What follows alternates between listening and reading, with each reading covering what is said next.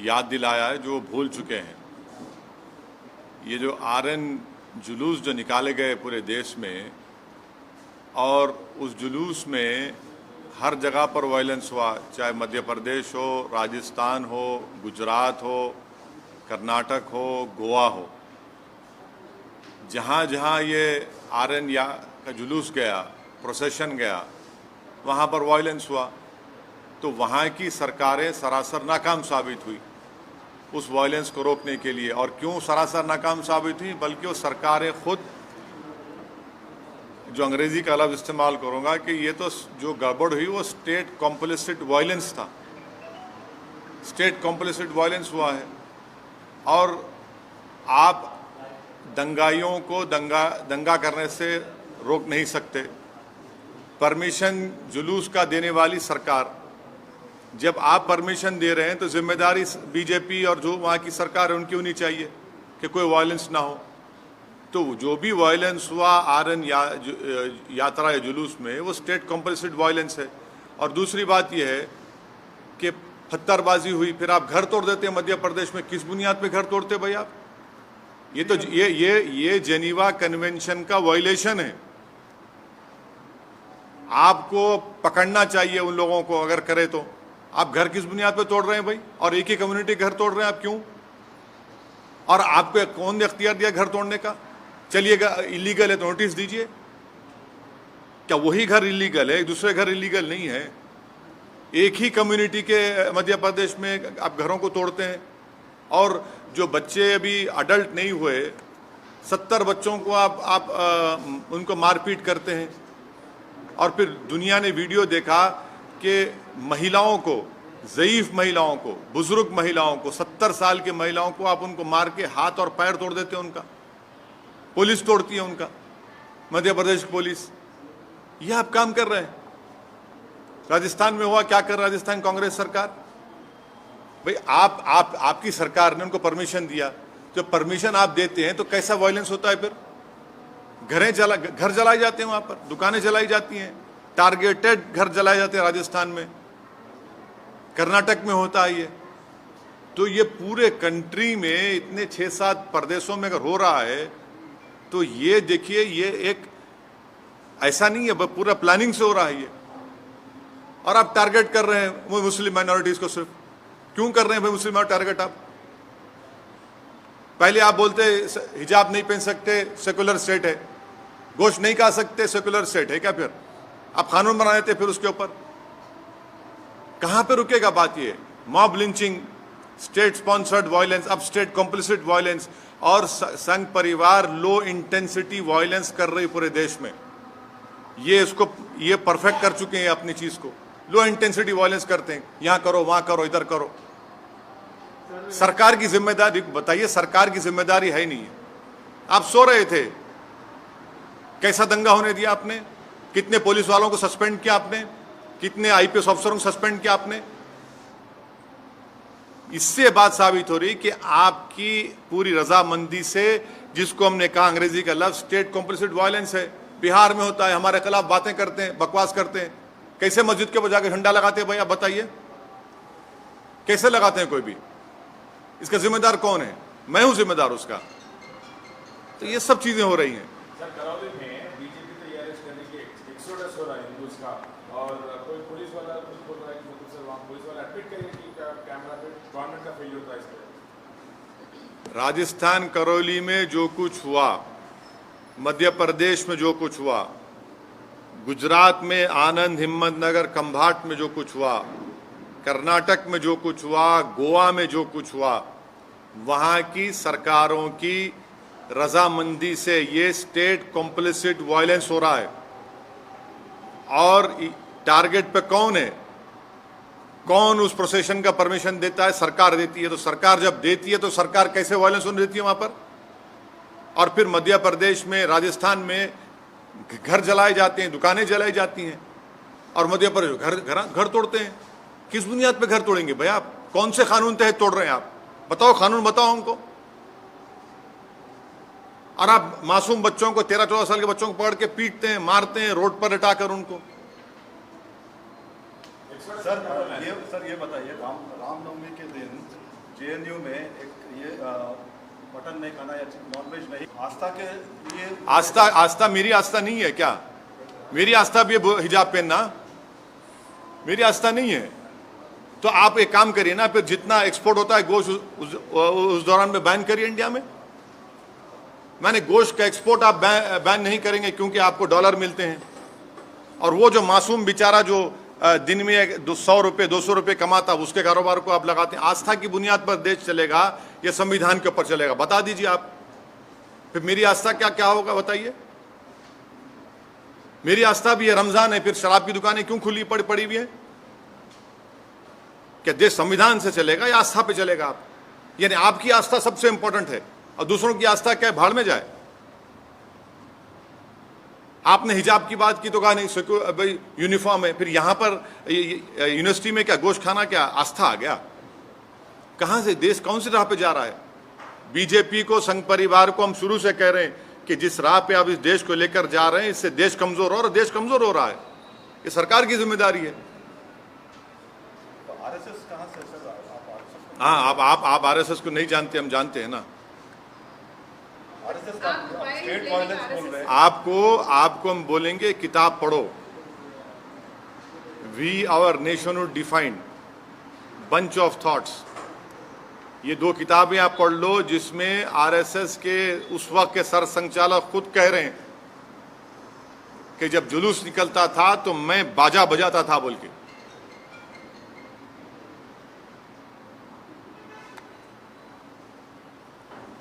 Sir, Pakistan में सत्ता परिवर्तन हुआ है, जो नए वज़ीर आला बने हैं वहाँ वज़ीर आज़म, उन्होंने कश्मीर का राग अलापा है। क्या अभी ये तो भारत सरकार को जवाब देना चाहिए उनका। भारत सरकार उनका जवाब दिए, प्रधानमंत्री तो मुबारकबाद पेश कर दी उनको। नहीं, आप हमसे सवाल कर रहे हैं। नहीं सुनिए, नहीं प्रधानमंत्री ने क्या जवाब दिया? प्रधानमंत्री ने मुबारकबाद दे दी उनको। देश के प्रधानमंत्री जो मुबारकबाद दिए हैं नहीं प्रधानमंत्री ने उनको मुबारकबाद दी है और कहा कि भाई इस खित्ते के अमन के लिए हमको अमन को बरकरार रखना चाहिए, टेररिज्म खत्म करना चाहिए। देश के प्रधानमंत्री मुबारकबाद दे रहे हैं तो ओवैसी से क्यों सवाल किया जा रहा है? आप कश्मीर से हमसे सवाल क्यों करते हैं? प्रधानमंत्री से भी करिए। अरे हाँ, जब नहीं देश के प्रधानमंत्री जब मुबारकबाद दे रहे हैं शहबाज शरीफ को, तो ओवैसी को क्यों घसीट रहे हैं इसमें आप? सर, लेकिन इमरान खान ने भी अपने फॉरेन पॉलिसी को तारीफ की देश है। के प्रधानमंत्री ने शहबाज शरीफ को, सुनिए, देश के प्रधानमंत्री ने शहबाज शरीफ को मुबारकबाद दी है। देश के प्रधानमंत्री ने, जब शहबाज शरीफ के बड़े भाई नवाज शरीफ प्रधानमंत्री थे उस मुल्क के, तो अफगानिस्तान से अचानक जब उन्होंने देखा कि शहबाज शरीफ के घर में लाइट दिख रही तो उन्होंने उतर गए, वहां पर दावत में चले गए बिन बुलाए मेहमान बनकर। हैं, हमको क्यों बोल रहे हैं? फिर उसके बाद पठानकोट हुआ, आप प्रधानमंत्री से पूछिए, वो मुबारकबाद दी है। फॉरेन पॉलिसी पे हमें फॉरेन पॉलिसी नहीं रहते हैं, लेकिन अरे हम इमरान खान जो पूर्व प्रधानमंत्री ने जो मुबारकबाद दी है शहबाज शरीफ को, असदुद्दीन ओवैसी को क्यों पूछ रहे हैं आप? फॉरेन पॉलिसी प्रधानमंत्री चीन के ऊपर नहीं बोलते। प्रधानमंत्री चीन का नाम लेने से डरते हैं। प्रधानमंत्री वो इलाकों में जहां पर आज हम पेट्रोलिंग नहीं कर सकते, उन हिस्सों में जो भारत का हिस्सा, वहाँ पे चीन बैठा हुआ है। डेप्सांग में क्या हो रहा है, हॉट स्प्रिंग में क्या हो रहा है, डेमचौक में क्या हो रहा है, प्रधानमंत्री बोलते ही नहीं है। और मैं प्रधानमंत्री से कह रहा हूं कि हम इनकी खामोशी से ऐसा लग रहा है कि कहीं सियाचिन हमारे हाथ से चीन ना छीन ले।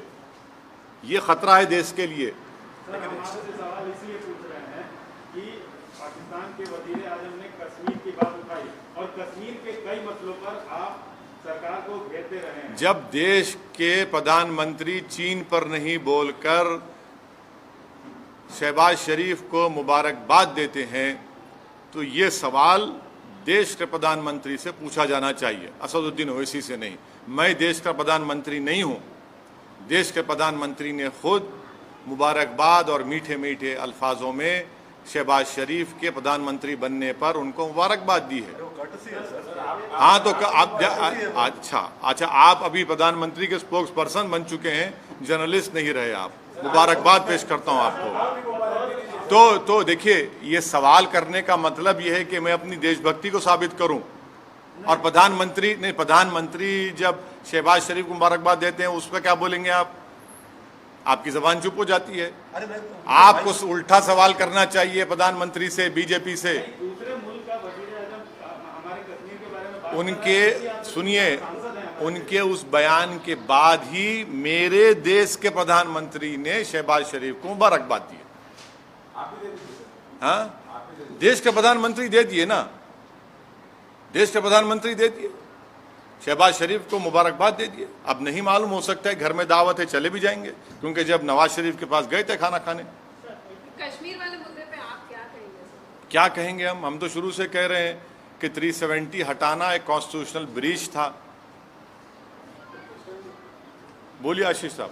Sir, 2014 onwards, we have witnessed more justice kind of incident, which witnessed now reaching several of certain persons who are yet to proven guilty or accused in court. Sir, इसमें You see, this is clearly a state complicit violence, number one. Secondly, this is a collective punishment being given to one particular community. Third, this is a grave violation of Geneva Convention. Fourth, under what law the government of Madhya Pradesh has demolished houses of the Muslim community. Fifth, if they were illegally built, you cannot arbitrarily demolish any house. You have to give a notice. Sixth, you can regularize those houses. Seventh, it clearly shows their biased attitude of the Madhya Pradesh BJP's chief minister and his government towards the Muslim minority, because it is a state complicit violence. Earlier it was state sponsored, then it was mob lynching, now it is state complicit violence, and they have failed in protecting the properties and the life of a particular Muslim minority community. And the last point which I want the people of India to remember, how is it that the old Muslim women were assaulted? 70-year-old Muslim women, their elbows were broken, their heads were smashed. Who did this? It is the Madhya Pradesh police. What justification does the BJP government has towards this attitude? Almost similar kind of violence we have witnessed in Rajasthan also. Yes, it is. Yes, in what has happened in Rajasthan, Karoli is equally condemnable. Targeted violence has taken place. The Congress government of Rajasthan has supported this state complicit violence. They were the ones who gave the procession permission for RN procession. It is their responsibility, constitutional responsibility, to protect life and limb and to maintain peace, which the Congress government has utterly failed. And it is their responsibility, and whatever violence has taken place, it is the responsibility of Rajasthan-led Ashok Gehlot government. Jharkhand also witnessed such a similar. Yes, not only Jharkhand, even Karnataka, even Goa, even Karnataka. This RN procession permissions were given by the respective state governments, and they have utterly failed in controlling and stopping this violence. There are certain states where we are expecting those states are going for assembly polls. That is not the issue. The issue is that you have to discharge your constitutional responsibility, which these respective state governments have completely failed. This is what I call state complicit violence. And once again, the Muslim community has been targeted in what happened in all these states in this RN procession. Sir, Shivraj Singh Chouhan ने bulldozers चलवाए, आप कह रहे हैं Muslim community को target कर रहे हैं क्या? बिल्कुल। कौन से कानून के तहत आप बुलडोजर चला रहे हैं बताइए? इलीगल कब्जा था तो आप नोटिस क्यों नहीं देते? क्या इलीगल कब्जा सिर्फ मुसलमानों का है, दूसरे लोगों का इलीगल कब्जा नहीं है? बड़े बड़े जो बिल्डिंग खड़ी हुई हैं, चाहे किसी भी हो, उसका नहीं है। अगर आप इलीगल है तो आप नोटिस दो उनको या रेगुलाइज करो उनको। एक गरीब का टीन का शेड तोड़कर आपको कौन सी खुशी मिल रही है?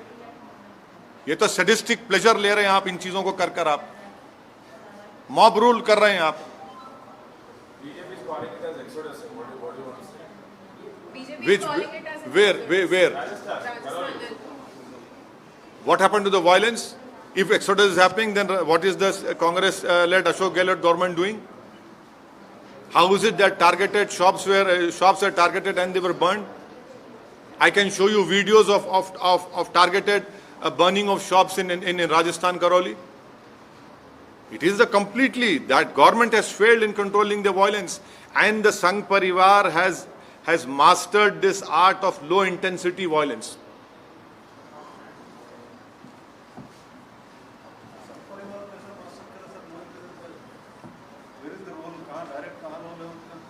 नहीं पूरे आसमान से आए ना, यहाँ के नहीं थे वो। नहीं सही है, बिल्कुल से आसमान से आए थे। और जो वीडियोस जो आ रहे हैं उनके नारों के, उनके प्रोवोकेटिव बकवास के, एक जगह भी लोकलाइज जो भी थे वहाँ पे लोकलाइज। हाँ, और बिहार में मुजफ्फरनगर में वहाँ पर मस्जिद के ऊपर झंडा लगाना आरएसएस वाला था सर। बिल्कुल। कौन रहते फिर वो लोग? कौन है? संघ परिवार। देखिए वो संघ परिवार के लोग हैं, नहीं है। आप तो नहीं ना संघ परिवार के। सर आप आरएसएस को क्यों? संघ परिवार के लोग इस देश में लो इंटेंसिटी वायलेंस करने के लोग मास्टरी हासिल कर चुके हैं। कैसे कोई जुलूस के दौरान में मस्जिद के ऊपर झंडा लगा सकता है? पुलिस क्यों खामोश बैठी थी? क्या हम नहीं देख रहे कि आप हिजाब शुरू होता, कभी गोश्त शुरू होता, कभी दिल्ली का राइट होता, कभी मॉब लिंचिंग होती है? क्या हो रहा है फिर ये?